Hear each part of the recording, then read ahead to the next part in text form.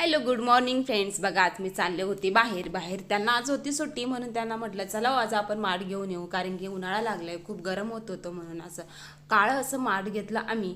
आणि कमी किमतीमध्ये भेटलं, आमच्या तिकडंच भेटलं. आणि आणल्याच्या नंतर त्यांना म्हटलं चला आता आपण गावात जाऊ. जिकडं तिकडं नुसती शिमग्याची तयारी होती. शेजारीच मला 10 रुपयाची वस्तू घ्या, 20 रुपयाची वस्तू घ्या म्हणून सेल लागला होता. खूप साऱ्या वस्तू घेतल्या.